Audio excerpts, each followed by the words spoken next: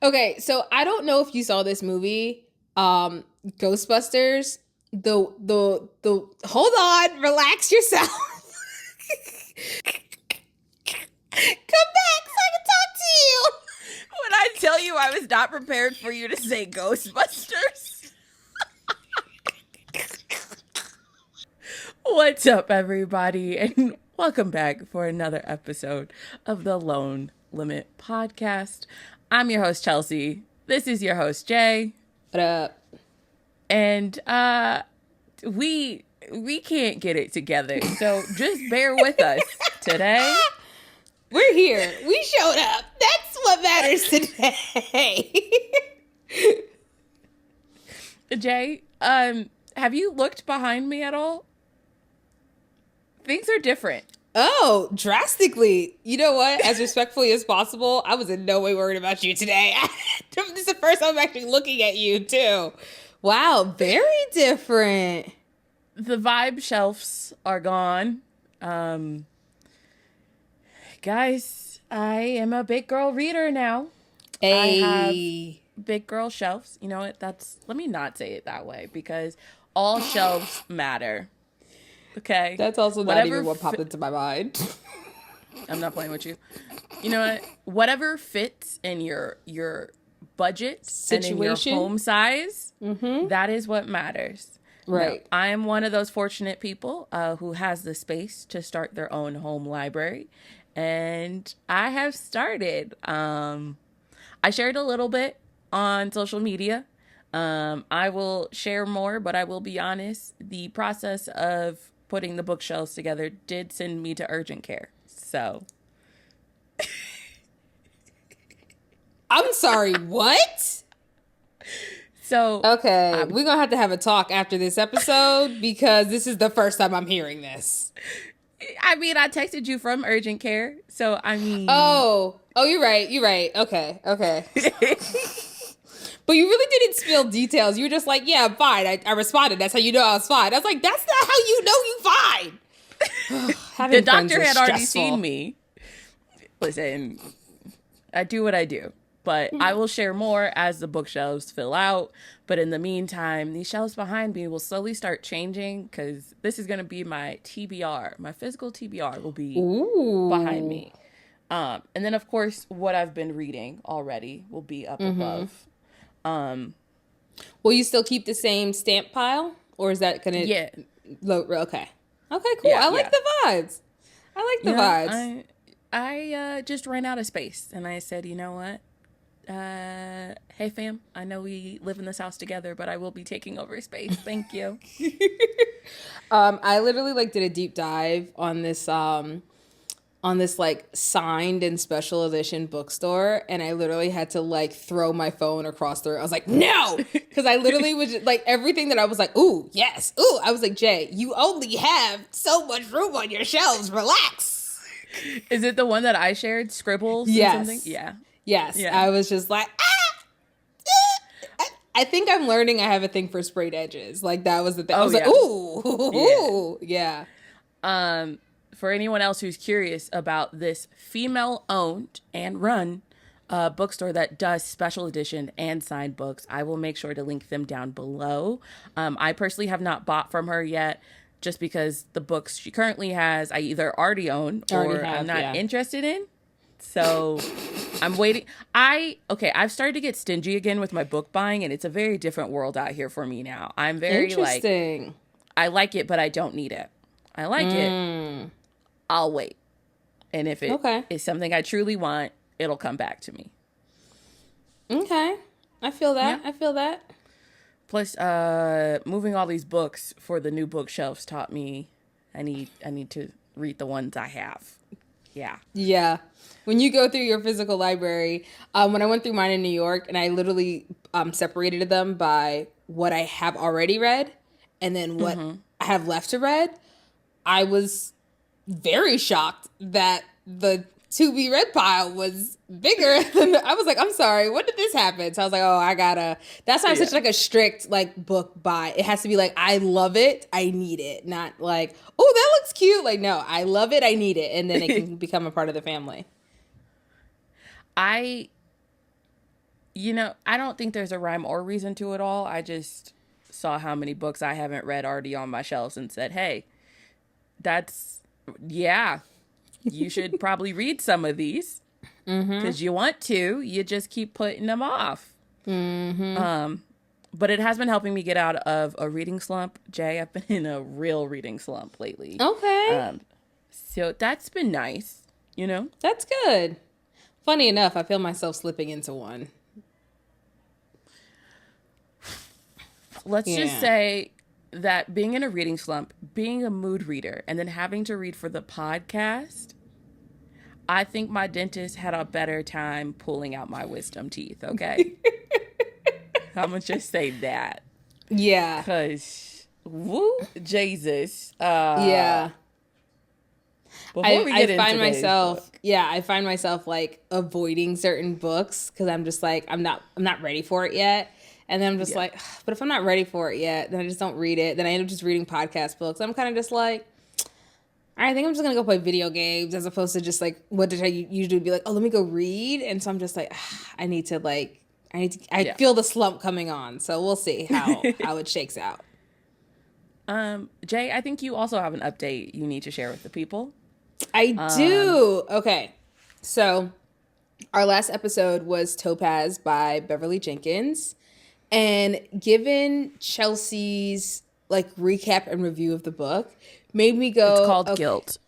I guilted her into going back and rereading it, guys. So it made me go, you know what? I think I want to finish this book just to kind of have like the payoff of like seeing how it ended. It was very cute, and I can officially update my rating to being a 2.75, which is what I thought it was going to be versus an actual DNF because I did finish it. I will say this. Like I said in that last episode, I think Beverly's writing is really good. She's a great writer. It's just that I don't like historical fiction, and so that's why it's just kind of a miss for me. I did love Catherine. I did love Dixon. I loved them together, but it's just not me. And then you were saying that like, oh, there's another book you should try. And so I was like, you know what? I'll give it another try.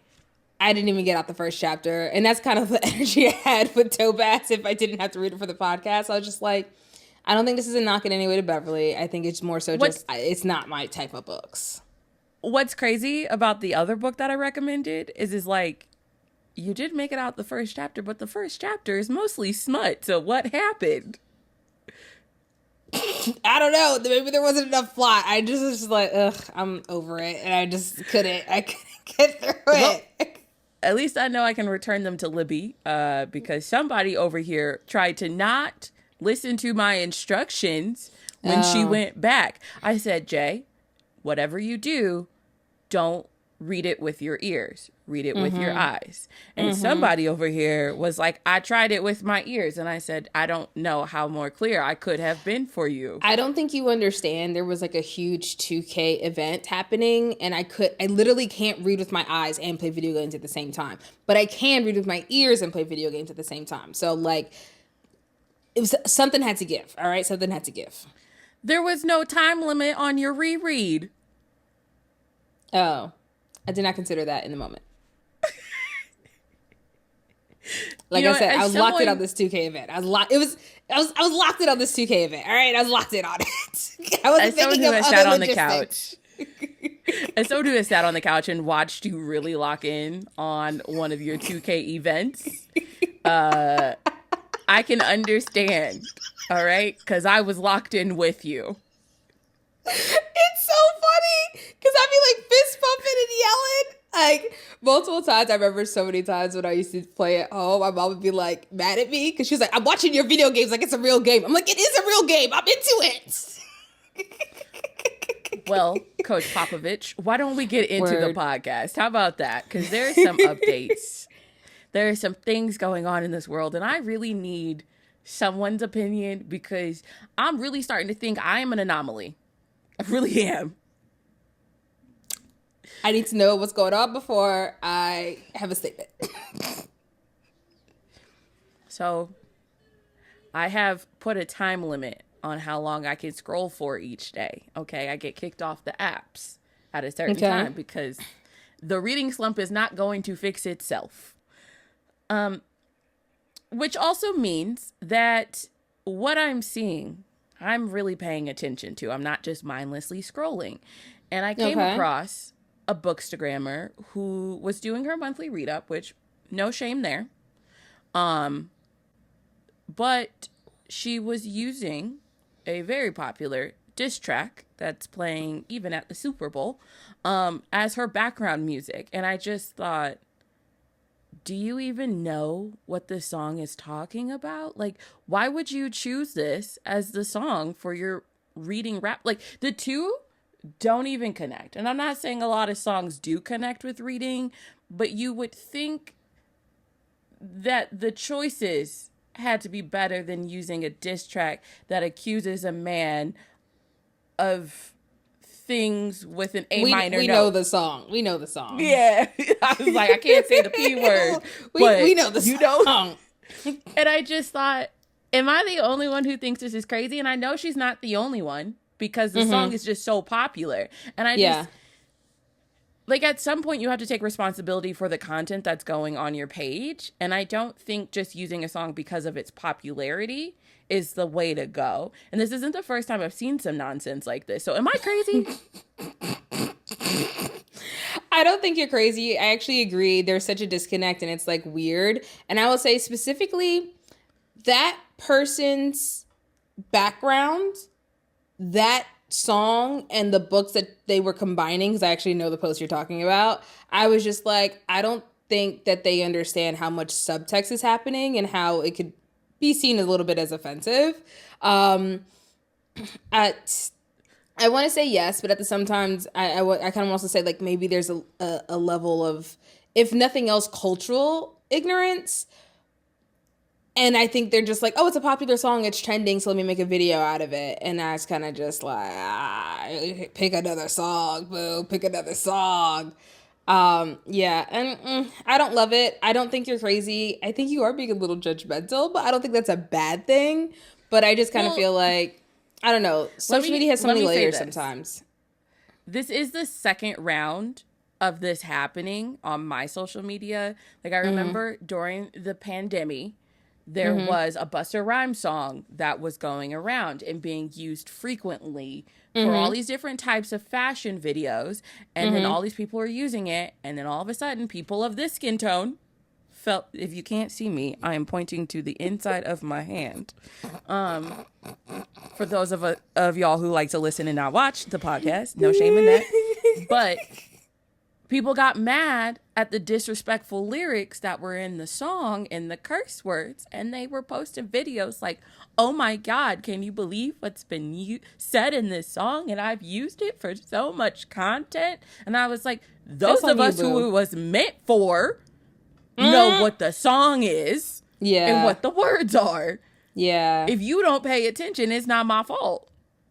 I will say this. I think we do talk about this when it comes to the podcast and books. I think there's so many times when you can have certain different demographics that write for people, for anyone. And I think that that's beautiful, that it's more open, that I think like a Black writer can write characters that are Black, not Black, whatever. And I think anyone can consume that. And I think that's beautiful. But I do also think that there's some times where there's target audiences for a reason. And so in certain cases, I'm just like, we knew who the audience was. The audience appreciated. If you also appreciate it, that's great. Be welcome. But then when you're stepping into it now as an audience and you're just tearing it down, it's like, this is why we didn't want you here. I just feel like there's a place and time for everything.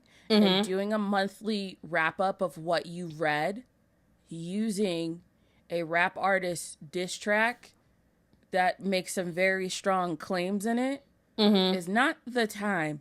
That is not the time nor place. Okay, sweetheart. And just do better. Just do better. Yeah, that's valid. I think we could just say they need to take more responsibility for what they're putting out. Because I feel like if you're doing content, like, you need to have more responsibility for it. Especially if it's in a case of, and this is what I'm really big on terms of like what you use social media for, especially in the case if it's like for monetization. Because then it's like, yeah, you should absolutely know what you're putting out in your content. But yeah. Okay, you want to know the cheese may now? Yes. So, we are in full swing of book festival season. Mm-hmm. And some festivals can clearly hit the mark, and some, frankly, just can't seem to hit it, no matter what they Ooh. do. Um, so recently, there was one in Phoenix, Arizona, I believe. Okay.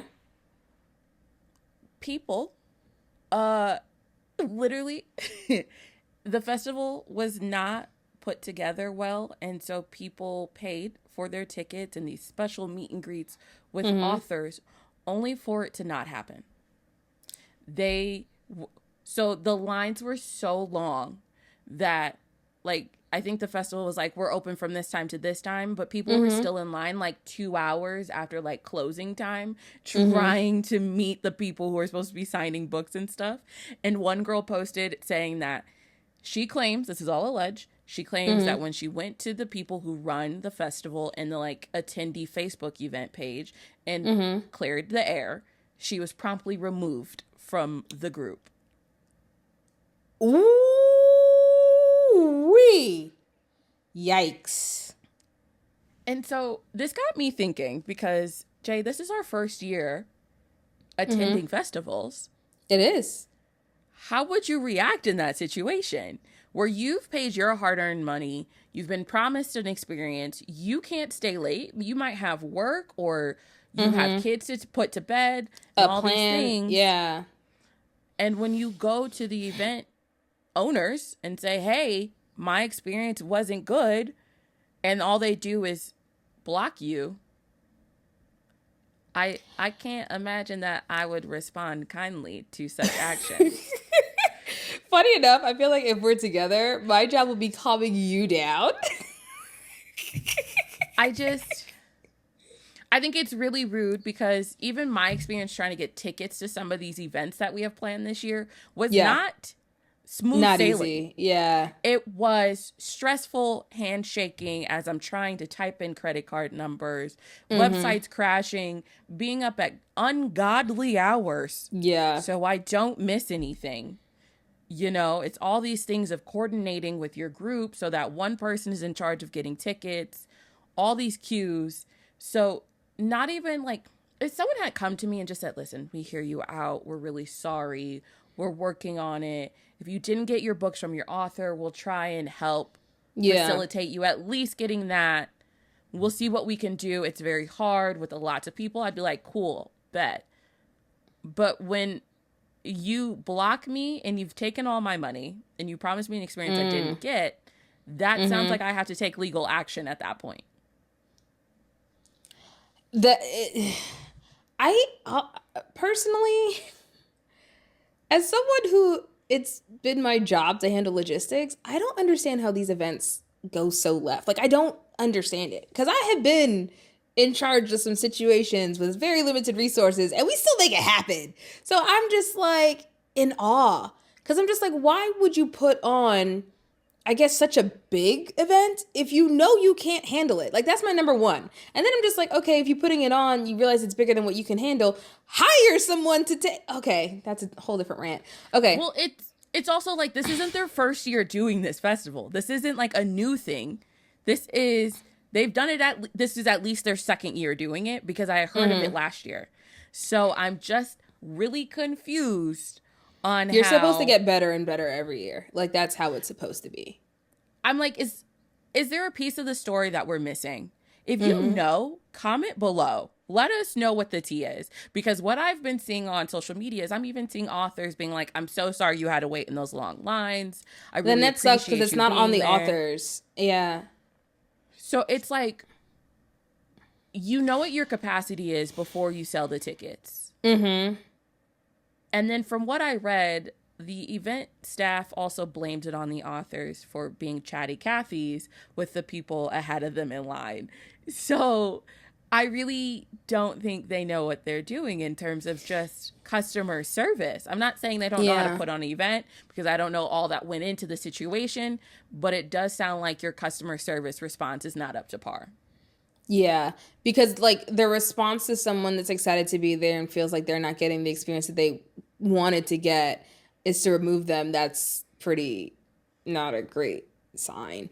I don't know what my response would be. I hope I'm not in that situation. I think I would probably do what that person does and just go to social media and kind of just being like, hey, hopefully you guys fix this. Like a refund of the special portion that you didn't get to experience. Like there needs to be some sort of like you said, there's a customer service element that's not being executed properly.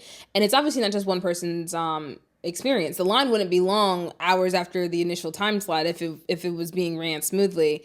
And then yes, people, authors talking can take up time, but at the same time, and I've again been in charge of certain things that include like book signing elements and stuff like that.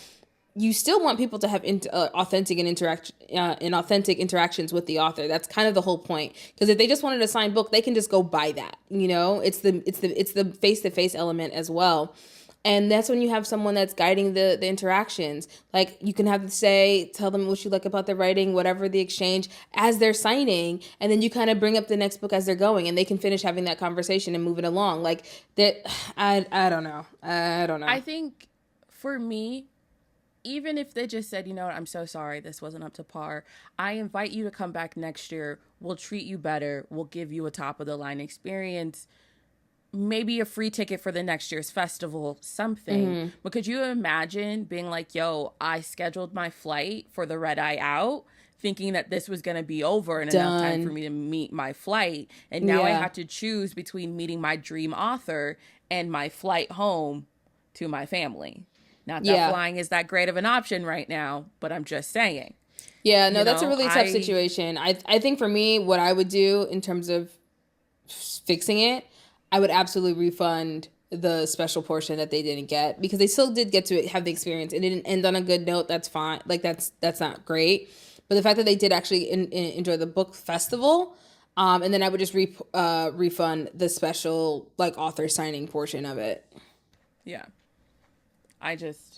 Girl, them threads was threading, all right? I was sitting there. Whew. I was reading it. I haven't been in the book streets on Threads in a second. I feel like I got to catch up. I'm not going to lie. I'm kind of putting off today's book. That is very telling.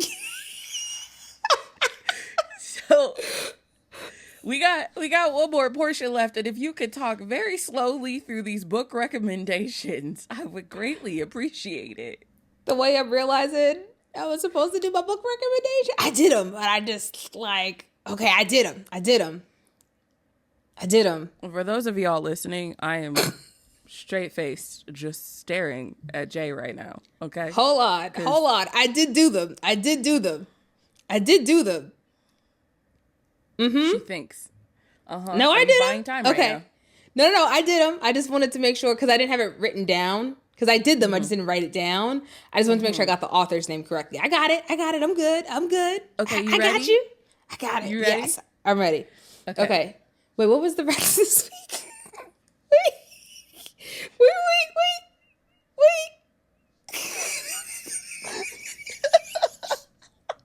Yo, we are here today. That is all that matters. Today's book theme is YA reads, because we read a YA novel. Okay, I for sure got them. I just wanted to make sure, because I was like, wait, if I'm in the wrong theme, then I'm in trouble. I would have just let you go. I would have let you go. No, I got it. Okay, I got it. I got you. What you got? Okay. You're going to laugh so hard at these.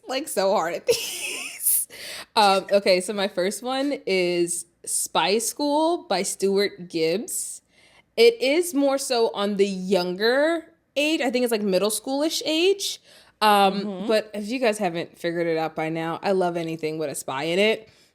And I was specifically looking for a spy series that had like a male leading character, because like my favorite YA spy series is The Gallagher Girls by Allie Carter, but I was specifically looking for like a male lead because I had this is a weird way to describe him, but for the sake of your cousin, like my boy cousin. Just your cousin. Okay, yeah, my cousin. And I wanted him to have like a character that he can like identify with, because it was like a whatever. And so I was like on the hunt for this, and then I ran into the spy school series. There's like a whole bunch of books, like a whole bunch of them. I have a few favorites out of them, but there's like a whole bunch of them, and I just was like so in awe. And I read them as an adult, and I thought they were still so cute. Like they have the little spy element. There's so many things into it. So the Spy School series by Stuart Gibbs is really cute. It is definitely on the younger age range of the YA though, but because he's in school, like the main character's in school, like he gets older as he goes on, which I think is a good progression when you come to reading YA. Yeah. Okay. And then my next one, I actually found out that the name of this book is not what I thought it was while I was looking it up, because I always refer to this as the Spy Girl series, and that's how it's referred to like collectively, but not individually, right? So I was like, ooh, I just found out that the name of the book that I love is different. So the next one I'm gonna rec. Why are you laughing at me? So the next one I'm gonna rec is called The Prince by Gillian Dodd. I hope I said her last name correctly. I always forget how the D-O... Like, it's the D-O-D-D. You're overthinking this. You're overthinking this. I really am. Thank okay, you. But anyway, so this is a series. I think it's 6 books total. I don't want to say that this book series changed my life because that feels dramatic, but it impacted it for sure.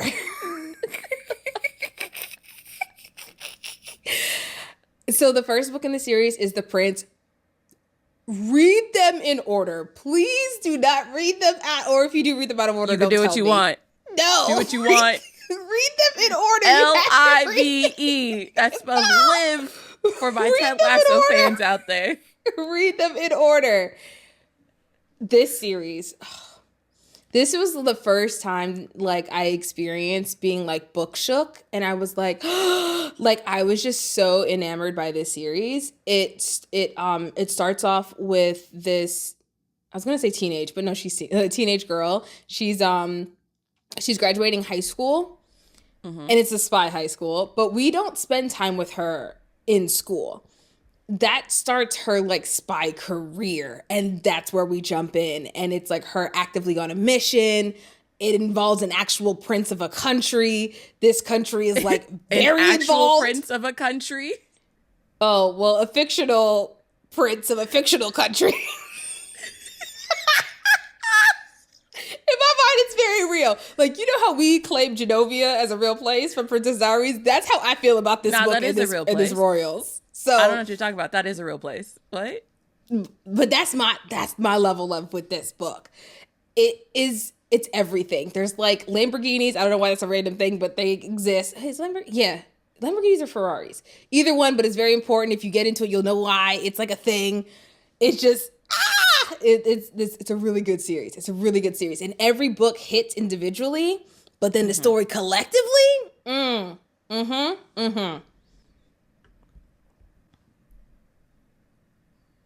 I was gonna let you let it out.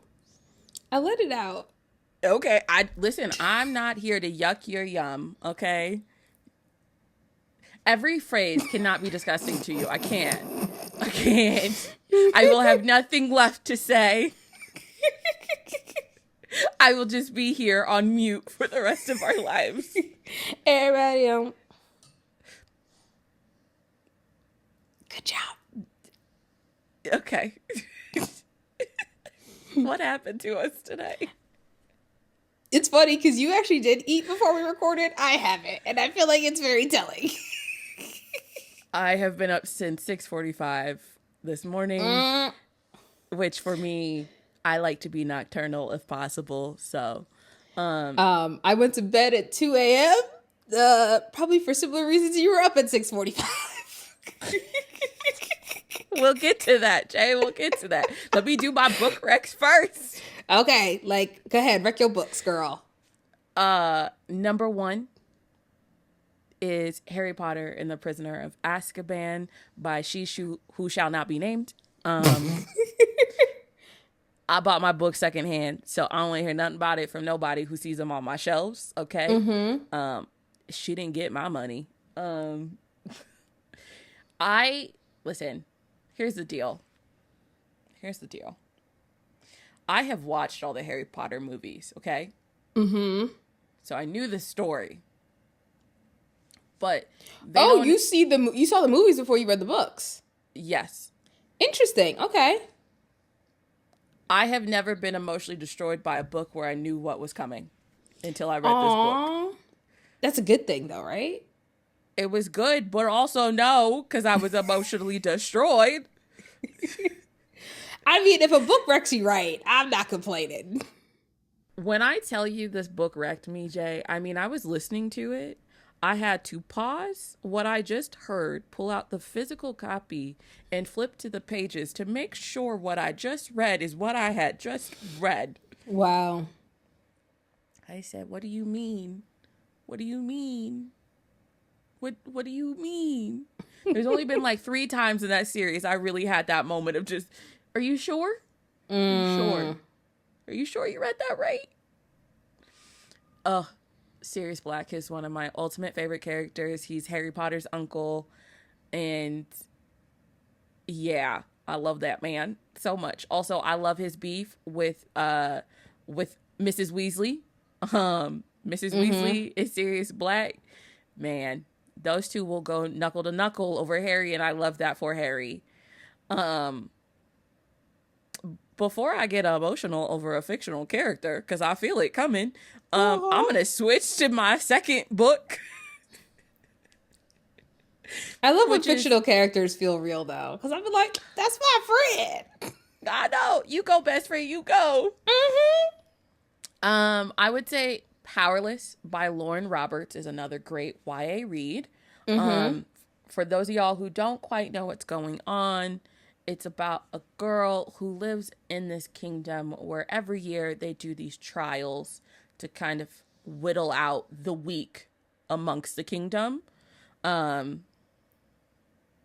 trying to figure this out, and I don't know where to... No, this is definitely not what I thought it was. And I'm like, oh, no, what I had in mind was different. When you nodded your head, I was like, I don't know why she's nodding, because... Yeah, because I was like, oh, yeah. And then you were describing it. I was like, that's not what was in my head. So the main character lies about having powers, and she gets entered into this competition and then has to fend for her life while not actually having powers. And the way I like to describe it is if you took the main character of Psych and put him in Hunger Games, what would happen? Wow. Okay. Yes. Of course, she ends up in the middle of a love triangle. I finished book 2 and I literally just said, what? I read book 1 and I was like, it's good. I'll read book 2, see if it, makes me fall in love. I finished book 2 and I said, what do you mean I have to wait till April? Because this right here is not making sense. I finished book 2. I had to process it, Jay. It's weird way when you actively find a current season because you're in it and you're like, I'm a fan, I'm here for it, like give me more. And it's just like, but you also have to wait. And it's so much like, I'd rather I just found this when it was done. But then you still want to actively be a part of the community as they're just, that was how I felt with the Spy Girl series. Because when it first dropped, I found it when it was, I think, 3 or 4 books in. And so by the time I had read them all and was waiting for the last book, I was like, I gotta wait till how long? And I was just stalking it every day. You dropping it early, boo? You finished right there already? Speaking of which, Lauren Roberts, ma'am, you're dropping book 3 on my birthday. So all I'm asking is, if you see this, please tell me now if I should wait because you're about to ruin my birthday. Please. Tell me right now. Because if I spend my actual date of birth reading this book and I finish it, and I have to take a moment of silence like I did after book 2, I will not be okay. Let me make that clear now. Lauren, please let her know, because if she ain't gonna be okay, I'm gonna be the one that gets the voice notes. And you definitely got them after book 2. So if you don't warn her, warn me so I can prepare. Jay's just gonna look down and have like 13 voice notes waiting for her. I'm a one-woman podcast in her DMs, just like the emotional support needs emotional support warning, please. No, can I tell you though how much I love those? Honestly, that's kind of what birthed this podcast. It was like are just like voice notes, but it's so funny because it's like randomly if I put my phone down and then I just come back and there's like 20 notifications and I'm like, what happened? And then the first one is, so I read this book and I'm like, oh, okay, nothing serious, but I'll catch up. I have sent her voice notes first thing in the morning after a night out, like no voice, squeaking it out like squeakers from Toy Story, just being like, so do you want to know or do you want to know? And her response is always, absolutely. And absolutely. Then I tell the best stories hungover. You know what I'm saying? No, the best thing is because like you're out and I'm like in bed and then I hear it and I'm like, oh, let me get some snacks because I'm awake now. I feel bad because when the flip of that happens and I start to tell you stories like late at night, I fall asleep in the middle of the story and I have to like, I know. Straight you'd be to like, jail. Ma'am, can you finish? And I'm like, yo, I fell asleep, my bad. She'd be like, oh, hold on, I'm getting a phone call. I'll be right back. 3 hours go by. Oh, my bad, I forgot. I'm talking to my mama. You had me on hold for 3 hours, listening to music mentally, waiting for the story. I've done that to you too many times. I'm so sorry. For those of y'all who couldn't understand her high-pitched sentence just now, she said she's done this to me too many times. And you know what the sad part is, y'all? She ain't gonna stop. Can't stop, won't stop. I'm apologizing, but I'm truly not trying to correct the behavior. So what's the point of the apology? Because you know it's sincere. Republic, it's too late to apologize. And okay. Now while she's singing I feel like we're stalled enough. Yeah. So yeah. So today's book, guys. Mm-hmm. It's called Blood at the Roots by Ladarian Williams. That sounds right.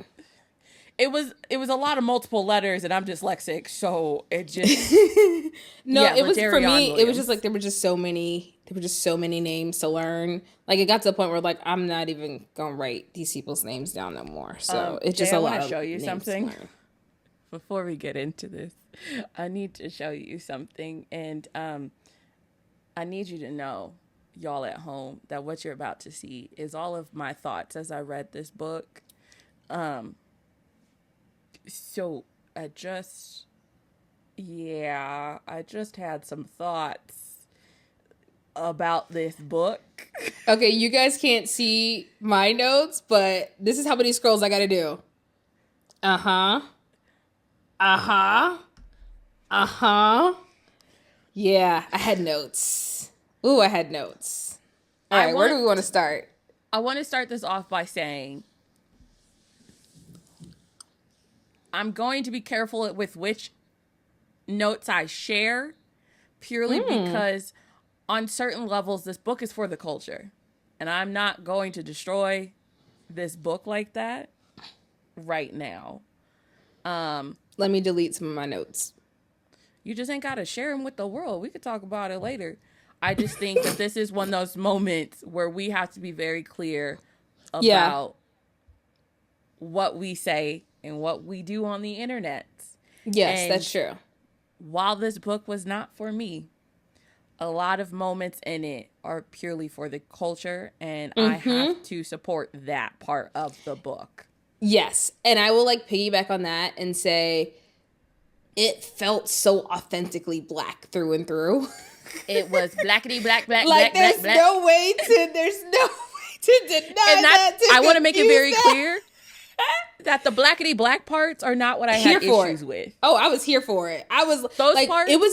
There were so many like subculture things that if you don't know it, you would have missed it. And I was like, I really read it. Like, and there was a couple moments where I'm like, I wonder if someone even knows what that is from, because it was like a lyric from a song, or it was like a gesture or a dance, and I was like, this is so like you had to be at the house party to know what he's talking about, right? Like like to be able to read a book for once, and when they name a song, I know what song it is. Every single song, and I was just like, okay. Malik leading the electric slide at the barbecue. I said, yes, please. I need these moments. Yes. What I mean, the my fact that there was an problem? electric slide in the book, I mean, even that part. Yeah. What I did have issues with is the amount of exposition. Because this book felt like one whole book of exposition. Yeah.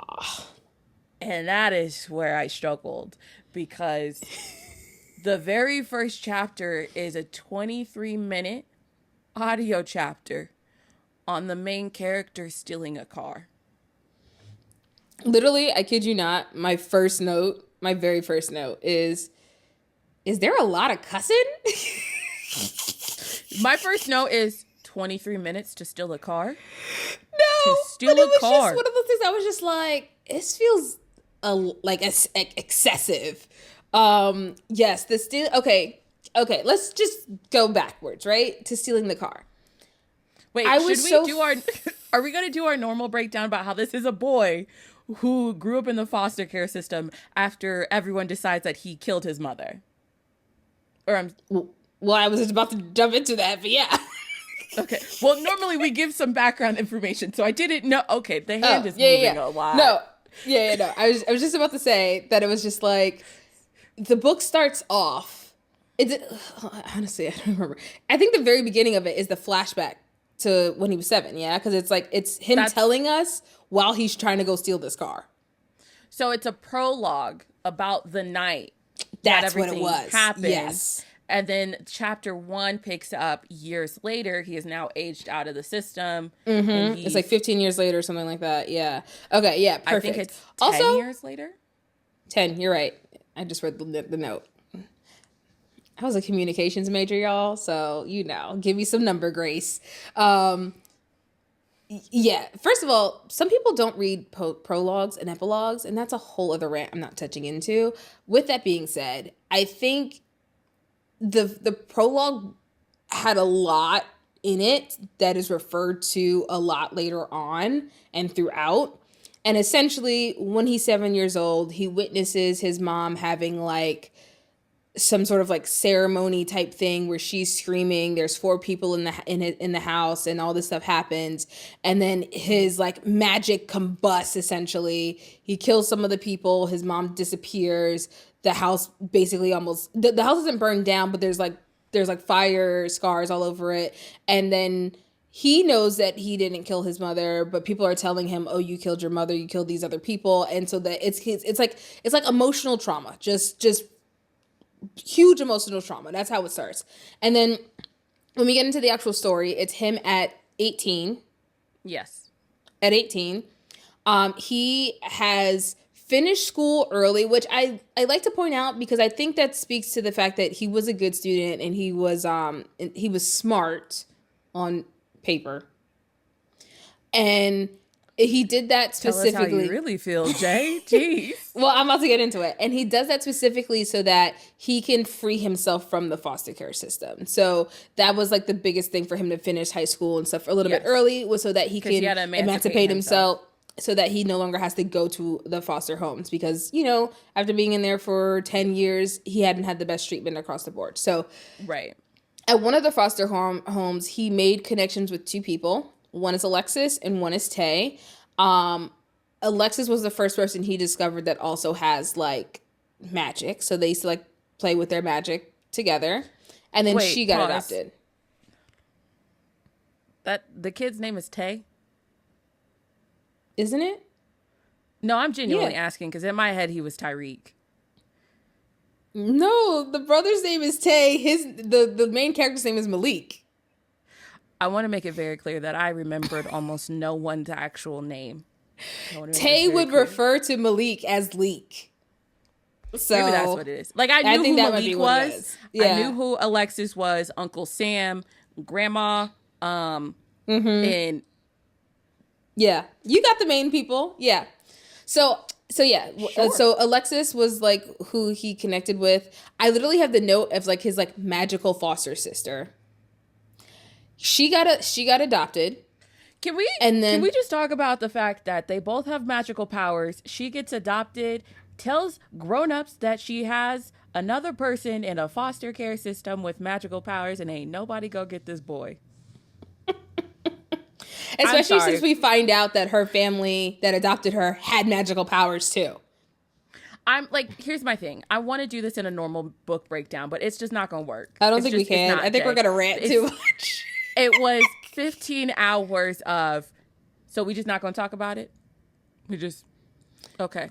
This is what I have doing? So many things where I'm just like, so that's just done. We're not circling back to that. Like, okay. I just want to get to the Tay part because then it kind of just establishes his family.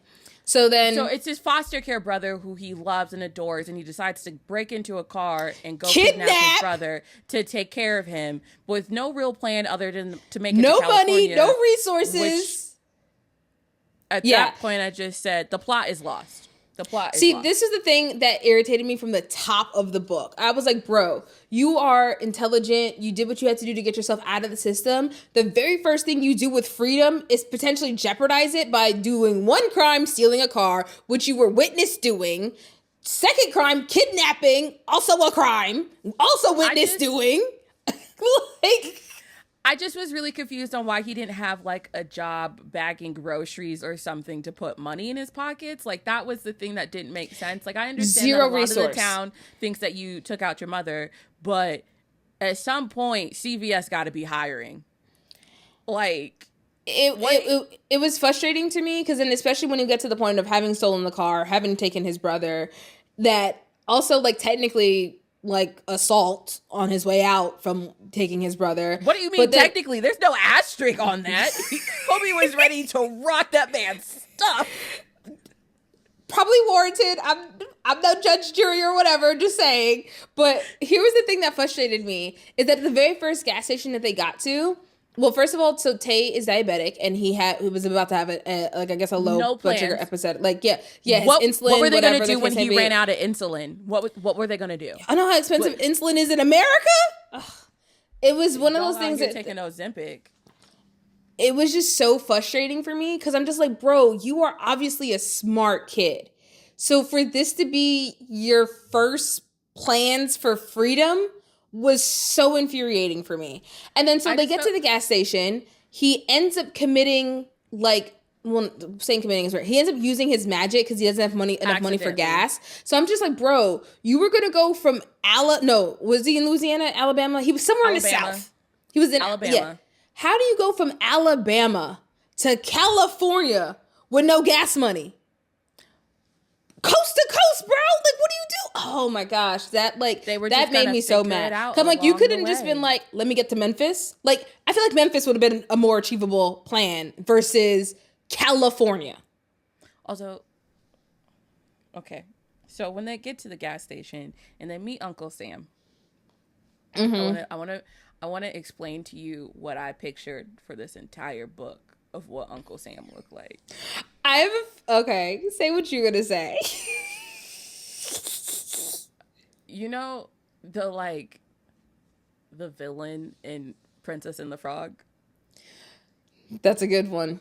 That wasn't in my mind, but that's a good one. That's a good one. That's what I had in my head. And then for some reason, Grandma was Mama Imelda in my head. I think with all the vowels in her name in the book, that's what my brain switched it to. Not that she looks like Mama Imelda, but just that's what her name was. And I knew I was wrong. So I just had to keep being like Grandma. But yeah, so when they get to the gas station and they meet this random guy who starts doing magic as well. And then says, "Oh, I'm here on behalf of your grandma." At this point, I was kind of into it. I'm not going to lie. I was like, oh, something interesting is happening after a 23-minute chapter of stealing a car. I had that exact same feeling. I was like, oh, we're meeting magical family members? I was like, oh, let's go. I was ready. We get to Grandma's house. And Ladarion felt the need to describe brick by brick what this house looked like. And I said, bro, I don't need to know. She got shutters. I don't. You said a plantation-style home. I got that. All right? I know what that looks like. Thank you for the in-depth detail. That's unneeded. You know what's horrible? There was a couple of times in the book where I was just like, whew. I haven't read a male author in a while. I think the podcast was probably the last time I did it for Legends and Lattes, I think, was probably the last Travis one. Baldry, yeah. And I was just like, whew.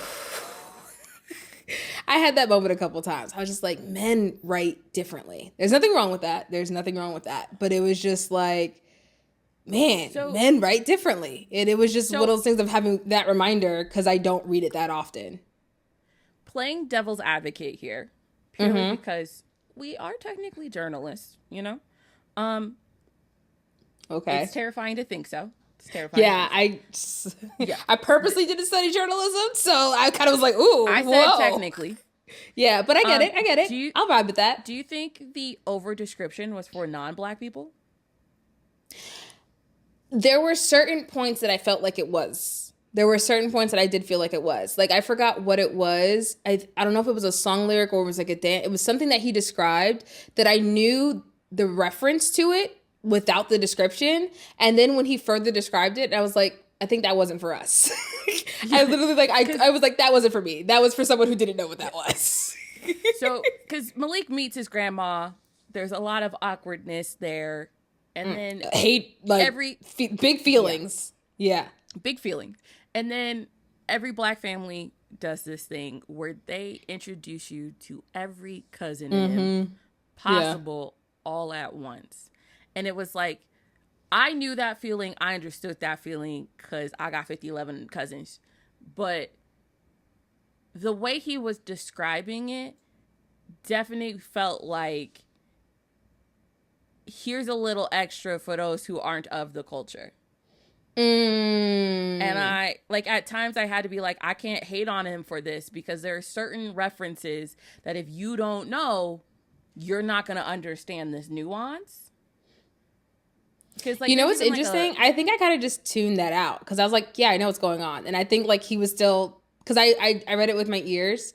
So I think, like, I fully got the picture and they were still describing it. And I was kind of just like, yeah, okay, like, let me know. And then I think I tuned back in when the cousins started talking to him. Yeah. Because I got the full picture. And then I think the other descriptions, I was kind of just like, yeah, I get it. I get it. Okay. Yeah. I think it would have been to that other people feel welcome to the story, which is interesting to say considering other parts. But yeah. Yeah. So after he meets his grandma and finds out he's not some rando with powers, he gets shipped off to basically Sky High, but an HBCU version of Sky High. I know you did not just call Cayman University Sky High HBCU edition. I'm waiting for you to tell me I'm wrong, though. You're not, but that's... Thank you. You did not just call it, like, a Disney home movie. You're not that wrong. He went to Howard for magical children. Yeah, for me, I would literally, there was like a note, I was like, so it's basically like Black Hogwarts? Like. That's what it was giving. Yeah. Instead of the actually, my literal note 10. Is it's Hillman Hogwarts, if you know from a different world. So, like, literally, that's my note. I will say, I started, because I felt myself just getting into a negative space reading this, so then I started pointing out some positives in the book. It changed the way I read things. Like, number one, I appreciate the culture, because if I have to read about one more blonde-haired, blue-eyed person, I might scream. To be honest. Yes. Everybody was blackity black. In fact, I think, like, the gas station person was the last white person we talked about. For sure. I'm trying to think if, like, maybe the foster parents might have been white, too. But, like, I think the gas station person was the only other person. Everybody else was melanin popping. But also, thank you for the queer representation. Yes! I love that inclusivity. And it was, okay, so actually I just want to make a note. I know it happens, like, later on in the book, but when Malik, so there's multiple of it, and I love that it's so, like. Multiple of it. I put references of the inclusion. I don't know why. Multiple examples. I take back about us being no, journalists. no, levels of inclusion. My favorite of it was when Malik goes into his new dorm room for the first time, witnesses like his roommate having a guy over. He has an initial shock. The roommate goes like, "Oh, is that going to be a problem?" And he was like, "No." And what I love is that throughout, like, Malik has full interaction with his roommate. There's never any kind of pause. Like, there was a time when like him and his roommates like dapped up and hugged. And I just love that Malik never paused. Like, I know that's such a little thing. Yeah. But I was ooh. There is a scene, and the only reason I remember it is because they used a term that I'm now going to ask you about. But there is a scene where Malik has a question, and I think he's not talking to Danye. He's talking to somebody else. Danye's a whole other thing. We'll put a pin in it. Yes. But he goes to ask a question and then he pauses because he's not quite sure how to phrase it. And the character asks him if he's sexually phobic. I had never heard of that before. Sexual phobic? Was that the line? I did not register that. I remember him saying that everyone is sexually fluid, and he was like, I remember that line. I don't remember the sexual phobic one. That would have made me laugh. I was years old when I learned I'm not this was a laughing phrase. because I think sexual phobia is funny. It was more so because, I haven't heard the phrase. And I was like, that's a new one. And also, what would the phobia be? Well, he was like trying to ask one of the guys what their preference was. And the person said, "Are you about to be sexually phobic?" or something to that, in those words.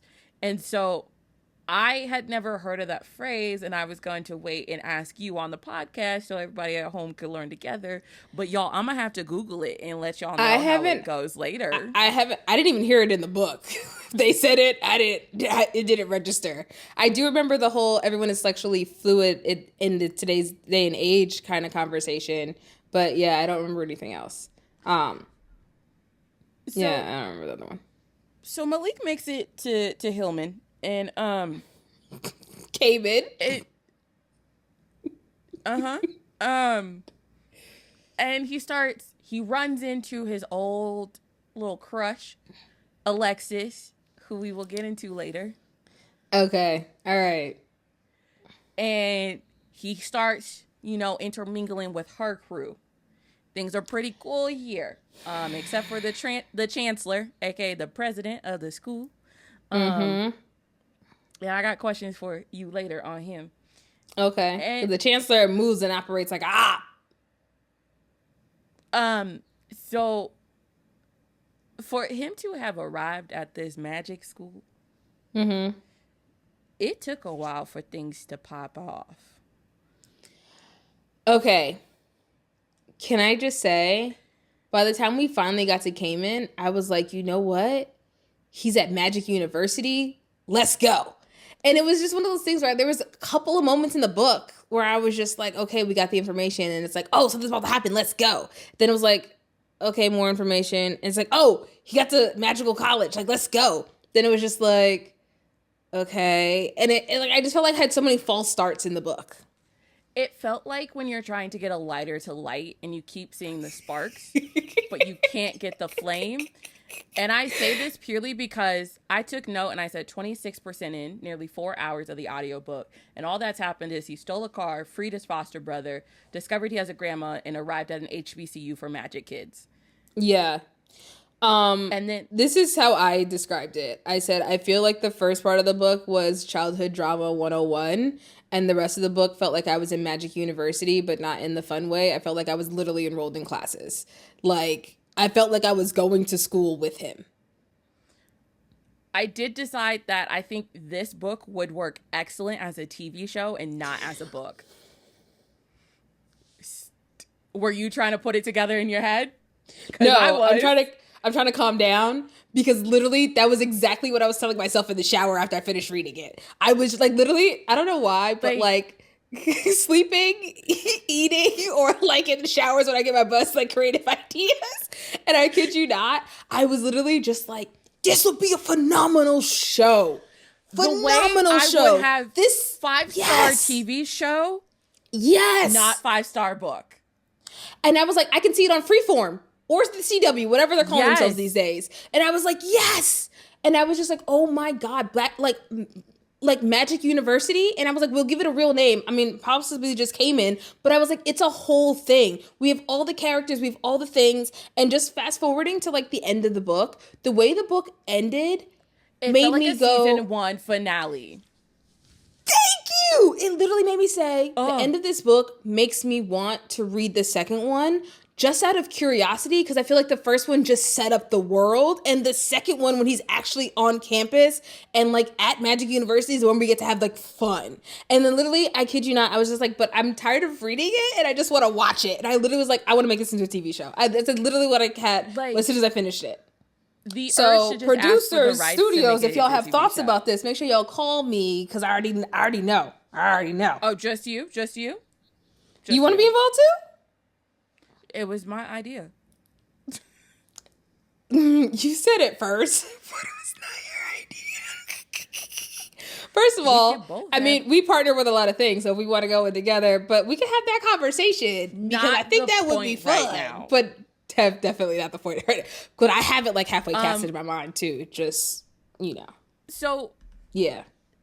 Through all of this, guys. Yeah. Then things slowly start to pop off. Lines are starting to be drawn in the sand. There's a clear belief in those who are supporting this faction of magical people that are doing all types of nonsense. I feel like you forgot their names. Ones. Here's the thing. The Bocors. When I hear it, I know it. Thank you. I was like, when I hear it, I know it. And I even Bocors. tried to mentally save it, but it didn't. It didn't. Okay, no joke. Actually, I'm not convinced that the book didn't just cast a whole bunch of spells on me throughout, because they was just saying a whole bunch of stuff in a whole bunch of different languages, and I was like, I feel like I gotta like sage my mind or something after this, because I don't know. So with all of this happening, Malik finds his enemy, and his name is Danye. And real quick on Danye, I read this with my ears, but I had an eye copy to go along with, just so I got to keep track of certain things and certain details. While I was popping into the eye copy, I saw Danye's name spelled, and it ruined it. Please don't do this again. Don't do this, because you already asked me off camera, and it made my stomach hurt. And then my cousin Danye messaged me, and I said, I feel better now. Don't do this. Don't do this. I just was like, I'm so grateful I'm listening to it, because if I was eyeing it, I was like, I would be so upside down confused. I will say, Malik does have one of the best insults in this entire book to Danye. And you're gonna have to bleep this later. Okay. But Malik says, "You fake ass Drake." And giving everything, I laughed so hard at that. I was like, I know the author doesn't know how hard this is gonna hit. Right? Like, it was written before all the chaos now, so like obviously it was different. But even taking out recent historical events, that is still one of the best comebacks possible. I thought it was so funny. Everything I need to know about Danye. Yeah, that's over appropriate. Emotional human being. And then after he says this line, and he's trying to heal from Danye magically burning him, and what they call dorm wars. So the magical dodgeball, I was so okay. So that's what you thought it was too. What do you mean thought it was? That's what it was. I might have blanked it out, but in my head it just sounded like magical dodgeball, so that's what I decided it was. No, it was magical dodgeball, and I love this moment because I was just like, you know how Harry Potter has like the Quidditch thing, and it's like a whole game that's like magical for that. I was like, this was like Cayman's version, but also just like dodgeball, and I thought it was so cool because I was like, yo, that's so dope. They have like a magical game, and people get super hyped about it. Because sometimes it could be like that too cool for school. Like, I'm not going to play no dodgeball. It was like, no, everybody was super hyped about it. They were practicing and everything, and I was so here for it. And then it kind of was like it was it was a big moment in the book because of like how it ended. But it was one of those things where I was like, man, I kind of wanted at least another round. Like, you beat one team before you play Danye's team or something like that to kind of make it more That's because you're thinking involved. of the TV show. That's because you're thinking of the TV show version. You're right. I'm producing the show while reading the book. I was like, they need to play another team. Make the stakes higher. Now we have Alexis come in to check on Malik and his burn. Yeah, because Danye... So with Magic Dodgeball, they play with fire dodgeballs, but the dodgeballs are hexed that even if you get hit by the fire, you don't get injured. But Danye added magic to it so that when it hit Malik, it exploded on him and the fire actually was on him and he was burning. Yes. So Alexis comes in and actually tries to stick up for Danye. And Malik and Alexis, at this point, have the beginnings of something, but aren't, like, deep into a relationship. It's just kind of the beginnings of it, right? And I made a note that said kicking Alexis out was wild. The way he talks to her is toxic. And then 2 notes later, I said, I take back what I said about Alexis. Malik should have given her the Heisman. Okay, so can we talk about Alexis? Let's do a deep dive on Alexis. So, of course, they met as... Well, I think it's kind of important. So, of course, they met when they were in the foster home. I literally have the note that it's his magical foster sister. Why put it that way? That sounds gross considering their future. But that's the point for me. Because I was just like... Even when they reconnected at Cayman, I literally have the note where I was like, are they... romantic or is this like family? I was like, because this is like, I'm confused. I think you're confused on the foster care system. So when they were in like the foster care system, they just were in the same like orphanage, if you will. But Malik and Tay are actual foster brothers because they were fostered in the same family home together. Okay. So it's not like Madeline would call all the other 11 girls her foster sisters just because they're in an orphanage. Okay, that actually, thank you for that clarity. Because the whole book, I was just like, it's like, can't you not do this? And I was going back and forth about this, and I was like, there was a whole TV show about this, called The Fosters, and you can't do this. And that was like what I kept going back to. Okay, that actually makes it so much more clear. Thank you, because the whole time I was just like, ain't nobody got a problem with this. Like the whole book, I was just like, so we not gonna talk about this? Okay, I was wrong. That makes so much sense. I wish I actually knew that while reading, because the whole time reading, I was just like looking at both of them sideways. Okay, that makes a lot of more things clear. Thank you. So, in the middle of all of this, I hit chapter 26, and I said, chapter 26, things started to get interesting. 10 hours into this audiobook. And I just went, I can't do this. Like, I can't. Like, we're 10 hours in, and I still have another 10 to get through. What's crazy, I forgot what percentage I was at. I think I was on chapter 26. I don't remember what was going on in the book, but at chapter 26, I said, how many chapters were in this book? And then I went, and I saw that it was like 42, and I was like... Don't do it, girl. I was like, I need a minute. I was like, I need a minute because, oh my gosh. Okay, literally my notes, they just have a hard stop. Like I have like a couple of notes, like my last note was chapter 11, then I have a chapter 37, and then it's basically just like the end. And I was just like, I'm not even taking notes no more for the rest of the beginning, the middle. It was like, it's too many notes. So Malik gets attacked. And this is where I feel like things I have questions really for you about started to kick into gear for me personally. Okay. Because now we have momentum. We've had some sparks, and now we've got a real chance of this book moving along. Yes. I have a question for you. Who do you think attacked him? Danya. Oh. No, because then they check and they text him and he was like, I'm like at my dorm or something. Oh, because it's so easy to, it's like so hard to lie about where you are when you're sending a text. I'm so confused. Okay.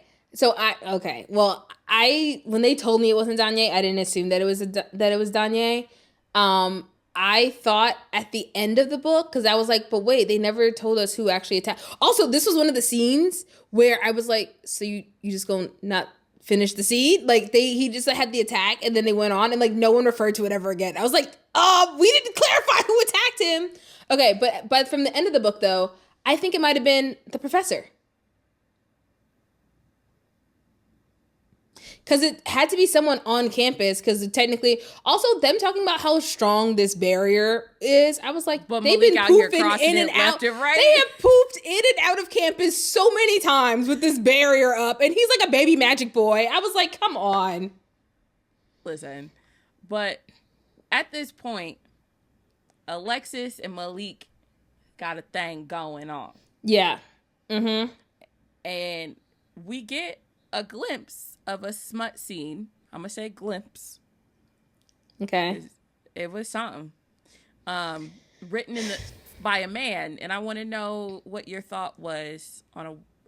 I would feel like this is new adult. It's not young adult, but it's new adult. Thank you. That was how I felt too. And so at first I was just like, I hate the way this is written. I was like, I hate this entire scene. I was like, please stop. But at the same time, I was like, okay, if this is YA, I still don't love it, but I guess it's more appropriate. And then I was like, but if I think of it more as new adult, and I was like, well, then if it's new adult, I'm still irritated because I don't like the execution of it. But it was not pleasant. It wasn't pleasant for me, but I knew that Alexis was playing him at this point. Ooh. See, I knew I needed to talk to you because you be seeing stuff, because I was shocked. When Alexis showed up and said, there's something I need to tell you, and then starts to kiss him, and like is half trying to admit to something, but then is distracting him at the same time because she doesn't want to say it. Okay. The alarm bells went off in my head immediately. So it's interesting. I peeped that too. Because then I literally was like, she never told him what she wanted to say, right? And I peeped that. But at the same time, I was just so happy for a whole boy. I was like, bro, I was like, I'm happy for you. But then he wakes up the next morning and his stuff is gone and she ain't there. And I said, oh, okay. Wait, I have a note about this. You sure about that? Okay. I said, I knew something was up when Alexis left his bed, because if this was like such a big moment for the both of you, why are you leaving first thing without a direct like reason to? Because there was no like class she has to run to, whatever. Like she just popped out, right? And then I said, had the nerve to show up and be like, what's wrong? What are you looking for? What's wrong? Right. And then I said, and then I'm mad at him for not even considering her. Like, listen, a man in love, not accusing the woman, I appreciated that. But I was like, I was also mad at him. And this is where I kind of go, he's book smart, but other things I kind of be mad at him about. Because I'm just like, bro, how do you not even acknowledge her as an option when she was the last physical person that you had in your room and did not see leave? Like, girl. The whole time I just went, so you just, okay. All right. Yeah. It must have been amazing because I don't know how you that blind. Word. I was just like, yeah. I feel like a lot of moments felt like they were telegraphed to me. Like it was very clear that this person was problematic. And I knew that you were going to come in and be like, I didn't see it. Like the professor knew he was problematic. I didn't see it. The only time I didn't suspect him, but the only time that I thought that he was acting like out of character was when he was at lunch with Malik and he was just like so out of it. And then he asked him that question about like, if you exchange anything, would you bring your mom back? And I was like, that's a loaded question. But then he was like, oh, it's my brother's like death anniversary and you remind me a lot of him. And I was just like, okay, maybe he's grieving and that can like excuse that. But I thought that the question was really weird. And then so when Homeboy popped up later, and I was like, bro, he asked you the question. And your answer was, it depends on the day. But his answer was obviously, nah, the answer is yes. So, number one, you call yourself a mentor, but you're not actually mentoring Malik in anything. So, odd. The magic stuff wasn't the mentoring? No, because the thing is, it's like he was just teaching his class. It's not like him and Malik had one-on-ones. No, they did. Times. No. What they I'm saying did have is, one-on-ones. like, they had like the occasional meetup where they were just like talking, you know? But it wasn't like a, hey, let's catch you up on everything you've missed because you didn't grow up in a magical world. Okay, so I thought that there was a one-on-one with him and the professor, and Malik was like focusing his powers because I thought he was like fighting him. That was in class. I thought it happened outside of class, but I could be bugging. Because I absolutely could be bugging. People were laughing at him, at Malik. That was when use his powers. No, that was when the professor, the councilman, and the lady professor, Miss Akila, she deserves better than lady professor. I just can remember the names right now. That's when that was when that happened. But I thought there was another time after that Malik and Homeboy Professor also did stuff. That's I could be wrong. One other time if I'm wrong. I felt like I was enrolled in Magic University, y'all, and not in a fun way. I was full on in classes. I had stuff to do. I was like, oof. So all of this is happening. This is how chaotic it is, guys, when you read it, if you feel like this episode is chaotic. Because we're jumping around, but that's how this is really honestly, you're getting a better retelling of the story. But then at this point, the babushkas, whatever they're called, show up. The Bokors? Sure. They show up at Grandma's house and they try and take Tay as a switching bait to get Malik outside the protective barrier so that all hell could break loose. Girl, you were like burying the lead. So what did I miss? You skipped so much. Okay. So when his necklace goes missing and he thinks and he asks Alexis to help him find it, this girl deserves an Oscar for her acting looking for it with him when she got it. I forgot about that. So he goes to the Chancellor. Let's call him the dean. Okay, great. The chancellor. I could not remember his name. So they go to the chancellor because he's like, I know he took it because he's looking for like the map. Girl, that's a whole other thing. Okay. Okay, so they go to his office. And so Malik has like all these magical powers that even he doesn't know about because he didn't have the proper training, but he's also like basically magic royalty. So he has like superior magic than just the regular magic person, right? I say that to say he's in the office and accidentally taps into like memories of the chancellor memory, and that's what like really unpacks a bunch of things. So then he starts to go like, oh sir, you are the problem, you're the Bokor, you killed my mama, like all these things. First of all, I don't want to be dismissive because he has a lot of childhood trauma, but his obsession with his mama was so irritating to me. And I don't mean to be dismissive. I don't mean to be dismissive of his feelings, but it was one of those things where it's just like he was so blinded by actual information and logic because of like my mama. And I was like, bro, like pay attention, read the room. I think when you're such a young age, because he was 7 when everything happened. Yes. And you find out later that he grew up in a very traumatic way. Mm-hmm. So then to go from 7 to 17 with your entire childhood home looking at you as if you murdered your own parent. Mm-hmm. And then at 17 to find out that she's still alive out there somewhere. Yes. And also that you have family, because like homeboy went into the foster system because there was no other family for him. And I think that's why he had a lot of hatred for his grandmother and stuff, because he was like, so for 10 years I was bouncing around houses and bad homes because you didn't claim me, you know, and him not understanding the details of that. So having, as a child, switched around memories and stuff to make his mother seem like such a huge important person in his life and put her on that pedestal to then find out that she's alive later on, I think it's everything that he says, and he's so focused on her, makes sense, especially because he only agreed to go to the HBCU to get more to find out information. So okay. it's not that he couldn't read a room. It was that he had one sole focus. A singular focus. There, okay. And that's what he was going to pay attention to. Nothing. So that was the thing that was so frustrating to me, because I was like, you're ignoring logic. People are trying to explain things to you, and you're like, you're just lying to me. And I'm like, but listen to the lies, though. Like, just hear the information that are coming at you to determine what is good and what's bad. Everybody but I'm was a person liar. that I like information. So yes, Malik's fake daddy, kind of daddy, not admitting to it. I think that's his daddy. Question mark. Yeah.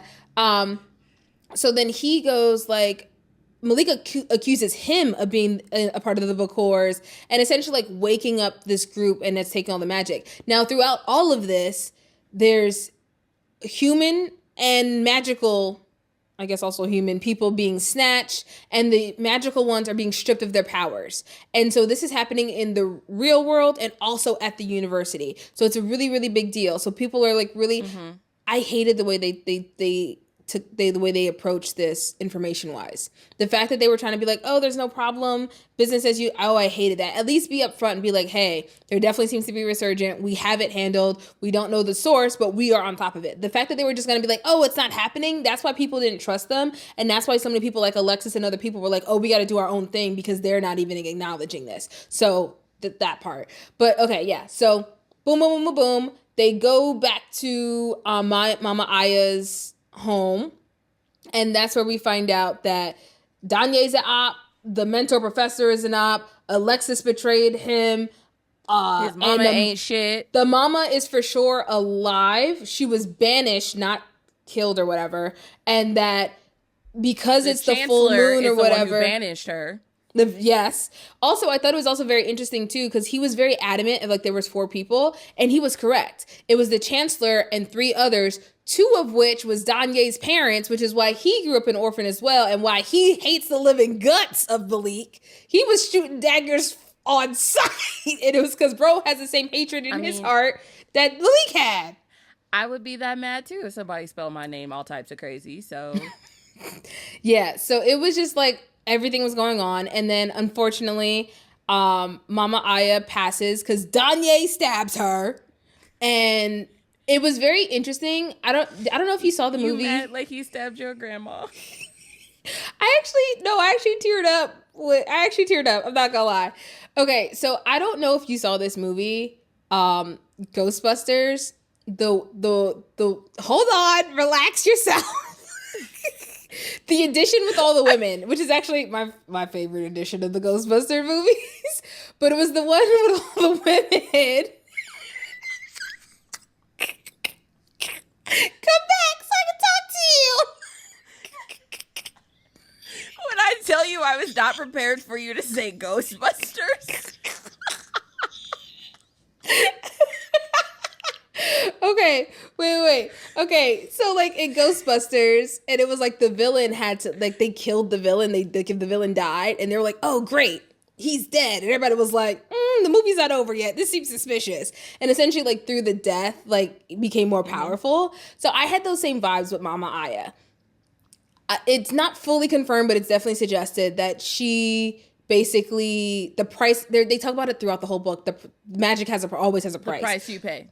Yeah, so it seems like the price that she paid to find Malik was to give up her life force. Her life force, essentially, yes. Mm-hmm. But we know from all of Malik's like memory thingies is that Mama Aya's mom passed down her magic to Mama Aya. And then so in my mind, when Mama Aya passed, and this is actually one I did see coming, because she started to act old. She has been old this whole time and never acted old. And then she started to act old. And I was just like, oh. And I'm like, he don't even see the signs. And I was like, oh, that was tearing my heart out. He was out here combing out her kitchen like Mario's braid my hair. Yeah. I knew something wasn't right. And she just kept talking about, I gotta finish this quilt. Mm-hmm. And I was like, he don't even see it coming. And in one part when she kept telling him to go to school, I almost wanted to be like, spend some more time with him. But I think for her, she knew that everything was coming, and she was like, I need you to go so you can go learn so that you can, be useful. But either way, so when Mama Aya passed and like in his arms, I definitely saw it as the site of like, yes, it's sad, like, yes, all of those things, but I really thought it as like an exchange of power. And I was just like, he's gonna inherit it because she's not gonna leave it to the daughter. Yeah, no. And I was like, he doesn't even know. He's supposed to be the most power. I was gonna call him a wizard, the most powerful like magic person. Sure, like I was like, he don't even know that. So yes, it was. I actually teared up. So when Mama Aya, the note that she left him, I teared up, and then also when Uncle Sam was like, "Oh, we want to adopt Tay," I was a mess. But yes, so many things. Grandma has one of my favorite lines of this entire book, and that is when the big battle is happening outside her house, and she walks out the door and she said, "I know you're not fighting in my yard." That was the most Black grandma thing he could have ever written, and the way it made me love her in that moment. I love her so much. Yeah. Also, she had another like older Black woman line, and it was the one where she was FaceTiming, and he was like cheating and holding the phone right, which is like we all know what that looks like when you talk to a parent. This thing off. But she was like, "Turn this thing off," and I was like, "That is so cute." So Malik's mom comes back, right? Because we got to wrap this up, right? Yeah. Malik's mom comes back. She's on a search for this hidden scroll of idea. Yeah. That IBS, scroll. Yeah. So scroll of Ibiza. Ibiza. So she manages to come back into like human form. Mm-hmm. The Velcros were not defeated. Book and the Bokors. I actually looked this up, and apparently they have like real life stuff. Okay, yeah, go ahead. That ain't none of my business. That's why you don't Google. So the imagery was creepy, and I was like, "Oh, that's not how I saw it. This is way scarier." So the Volcom, they're still out there. Alexis's friends are now Malik's friends, and they ain't got time for Alexis. Tay is now being adopted by Uncle Sam, and Malik has agreed to go back to the HBCU, and we end the book with one final question of: is the Chancellor Malik's daddy? It's that, and it's also the mom, because she came back and they were like, she's gonna have time to get her powers back, so we know she's gonna come back for another attack. So it's like those two things that are established that we know are happening, but we still don't have the answer to. It's when the mom's coming back, how powerful will she be, and then also, is the Chancellor his daddy? And then, in an effort not to sing Mr. Brown's "This Is Your Granddaddy," I'm gonna just ask you, did your audiobook have background noise? Because mine did. It did. I actually liked it, but it was weird randomly when they did have it. Like, he was like pouring water one time, and they poured water, and I was like, that wasn't necessary. Like certain magical I liked how it had like his magic. Like, alien? it was like you could hear it. Yeah. Yes. I appreciate it. I thought it just went into the audio production of it. Like, I watched a whole movie in my mind. Like, I had to stop thinking of it as a book because I was just like, I don't love it as a book. But when I was just like, I'm going to just watch the movie in my mind and just like, he's just providing the details. And that's why I was just like, oh, great. And then when it was done, I was like, this actually is a TV show and it needs to be produced. Yes. So, yeah. So, Jay. Are we rating it? Yeah, it's that time. I'm trying to think if there's anything else I need to say about this book. So it's just like fully off my chest. Oh, I have a question for you before we get into the rating. Yes. Because I feel like you pick up on these things better than I do. So was Malik's mom actually like a bad mom then? And he just forgot that because of like selective memory as a child? Yeah, they actually say it. Like, you replace these memories, and then when he goes back, as things start to pop off, he realizes that his mom was putting her hands on him because she was so obsessed with finding the scroll. And even when she came back, the first words out her mouth were, "Malik, tell me where it's at." And then her hands turned into talons, and I was like, ooh, okay, cool. Okay, because I really wasn't sure because he keeps talking about the whole book how everyone's lying to him, and I was kind of like, who is lying and who isn't lying, and he wouldn't listen to some people, so I was always confused. So I was like, okay, cool. I think because I wasn't playing lie detector, it was a little bit easier to figure out who was lying in it because I was just taking it all at face value, and so like I also think I've watched one too many, oh, I magically have magical powers type of things where they end up in a situation like this. So it was kind of like, okay, I see where we're going. I see where we're going with this. Okay. Gotcha. But yeah. It was definitely one of those things where I was like, nah, your mom ain't shit. I don't know how to tell you that. Okay. All right. Cool. Okay. What you got over there? You got my handy dandy rate card. Yeah, because I don't know. Okay, this is no joke. This is actually my rate, and this is my note. I was like, I don't know the rating. I feel like I went to magic school, but not in a fun way. I love the ending, but the whole chunk in the middle and the beginning was a little of a drag. So, you want me to go first? Yeah, what did you rate it? Oh, yes, you didn't tell me. Yeah, what did you rate it? Yeah, because somebody over here tried to ask me before the cameras were rolling as if because I was trying to figure out mine. I needed yours as a barometer. I'm giving it a 1 star. I don't know. Oh, I'm shocked. Why? I wasn't expecting that. Okay, so here's the thing. Number one, I read Legendborn, which is longer and felt shorter than this. Number 2, I actually almost DNF'd it. Really? I texted you the other day and I said, hey, how far are you in the book? Hoping that you were ahead of me and then you could tell me like, nah, girl, just hang keep going. It. Oh yeah. And you were I was struggling. You were 3% ahead of me and I just said, never mind. Oh, that's why you said that? I thought you texted me that for different reasons.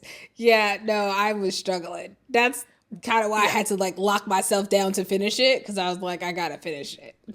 I started the book and finished chapter 1 all on like Tuesday night. I didn't pick this book back up until Saturday. I read. For those that you guys don't know, we record this on Sunday, so yes. And then I finished it Sunday morning, which is very rare for me to do. I'm usually done on Monday of that week. And then I just go off and do whatever I feel like. This week, I really had to be like, Chelsie, you have to finish this book. Yeah. This is the first time I've ever had this experience. Interesting. It's not my first time having that experience with the podcast, and I think it's happened enough now where I understand the pattern. It's when I'm avoiding the book. Yeah. I started it, and I got through, I think, like chapter 3 or 4, and I was just like, bro. And then I was like, I can't not finish a book again for the podcast. I was like, I gotta finish it. And that's when I kid you not, I just like headphones on, 2K on. And I was like, I'm not stopping playing video games until I'm done with the book. And that helped. And I literally just was like, I got hella points, y'all, too. Like, my team looks great. Because I was like, I'm not moving until I finish. Okay, so I'm a little shocked by your rating, but I guess not really. I was teetering on a 3 or a 2.75. I think I have to go with a 2.75 because I feel like the 3 for me would be a rating on potential. But if I'm rating the book as is, I think it's a 2.75. Here's why. So for you guys that don't know, like for me, a 2 is I finished it, I didn't really like it, and I'm not going to reread it. And a 3 is basically I read it, I don't love it, but I also won't reread it. So for me, it's a 2.75 because it's on the teetering. The ending of it, like the last quarter, I guess, of the book, I'm like, yeah, that was the book. Like, I was here for that. Thank you. But I'm like, I can't read a whole book for a quarter of it. And to that, I also feel like this entire book was, like we talked about a couple times, like season 1. Like, I feel like this is a fantastic setup to be like, what happens in season 2? Yeah. And in every single episode of season 1, I'm also adding more tea and more in between of the episodes. We're also having more magical dodgeball fights and everything. So I'm like, I'm also like in my mind, I'm also filling in some of the gaps that I kind of felt were there. So I'm not going to read the second book, but this makes me want to because like I'm curious as to what to happen, but I'm also scared that I'm going to have curiosity and then there's going to be like, "Oh, and then read a third." I'm like, "No." So, See, yeah, that's why it's also a one for me, is because I've read slow books where it got better at the end and I was absolutely going to read book 2 just to like finish it and wrap it all up. Where we left things at the end of book 1, I don't care if the Chancellor is Malik's daddy or not. I'll Wikipedia it later. I will say this though, if that were to be the case, that means Homeboy is a descendant of 2 super powerful magic families. Yeah, and One his of them being grandma very that's alive. bougie. Yeah, I was like, the Yes, grandma that is alive in that case hates him. So that that's is true. fun. Yeah, More childhood that's trauma. that is actually really bad and not bad for story development though. But yeah, and then even to this, like I'm still like producing like what the storyline could be because I'm just like as is, I wasn't really satisfied. Now we said this at the top, and I want to reiterate this now. Again, I say this all the time when I have like a bad rating. This is just my opinion. I love, like, if you read the author's note, which I did, I love the heartbeat of the author. I love everything that he poured into this book because I could feel like his heartbeat in it. It just is a miss for me. It just, I love that he got to tell this story. I really wish his editor was a little harsher on him, honestly, because I feel like there was definitely some points that could be condensed and there were some points that could be zoomed through. And so I wish his editor was a little harder on him, honestly. But it's just not for me. What I will say is if you read this or you watch this and you're like, ooh, that doesn't sound like something I would be able to make it through, The Legendborn Cycle by Tracy Deonn, very similar. Way less exposition, lots of action all the way through. So good. Give that one a try. I think you'll like that one more, and you're still getting the culture aspects. It's not as deep as this one, but for the culture, you got to do one of them. Yeah. Yeah, Final thoughts? Anything? I'm happy he wrote this book. I feel like it was like a goal of his, and I'm happy that he got through it. I hope that, you know, someone who loves this finds it. It just didn't find me. Well, how about y'all out there listening, go ahead and find us on social media. We're on Instagram, Threads. We allegedly are on TikTok. We're also on Apple Podcasts for all y'all who like to listen instead of watching. Yes. Don't forget to like, comment, and subscribe on YouTube. All right. We see those views going up. We appreciate the love out there. And, you know, I think Danye is this season's Acacia. So don't be a Danye. Don't be a Danye. He was an op. Absolute op. Be a grandma. I don't remember her name. Mama Aya. Be a Mama Aya. How about that? Yeah, be a Mama Aya.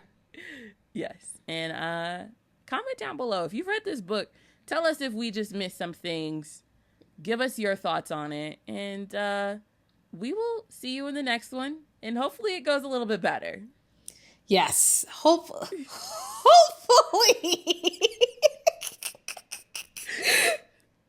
In the meantime, enjoy the rest of your day, guys. We out. Bye.